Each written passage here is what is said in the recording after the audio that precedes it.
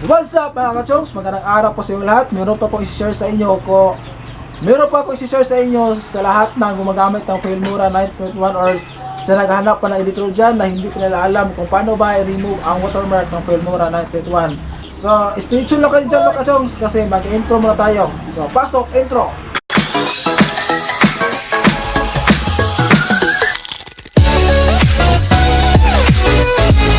So ayan mga kachongs, bago ko po i-share sa inyo kung paano i-remove ang watermark ng Filmora 9.1, mag-shoutout muna ako. Yan.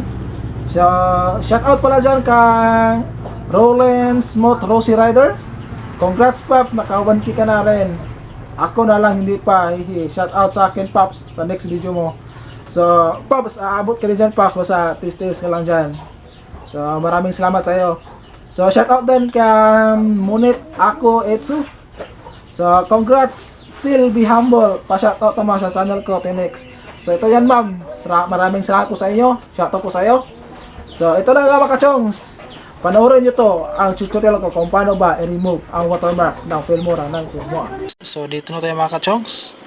So, dito, ituturo ko na sa inyo kung paano ba i-remove yung watermark sa Filmora 9.1. So, una-una mga kachongs, punta muna tayo sa control panel. Then, i-click natin to. Then, punta tayo sa programs at i-click natin itong uninstall a program. Yan. So, dito, baba tayo. Hanapin natin itong Wondershare Helper Compact 2.6.0. Yan. I-click lang natin yan mga kachongs. Yes. Antayin na natin. So, ayan. Okay. Click OK. Pagkatapos yan mga kachongs, punta tayo sa Filmora code. Dito sa Google natin makikita. So, dito. Punta na. Ito, nakasave na. So, dito mga kachongs, ibigay kong link para magre-redirect na kayo agad dito. So, ayan mga kachongs, pumili lang kayo kung anong code yung gamitin nyo. Una, i-copy muna natin tong license email to sa nakauna.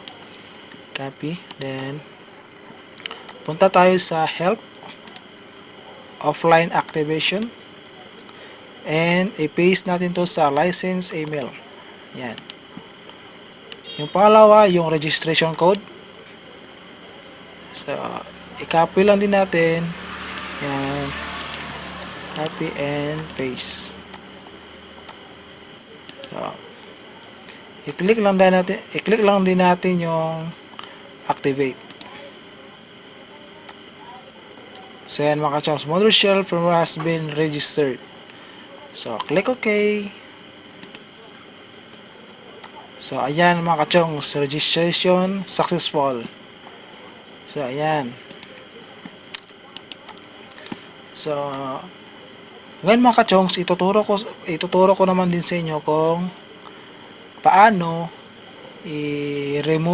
kung paano mag-remove ng green screen or mag-edit ng green screen sa video.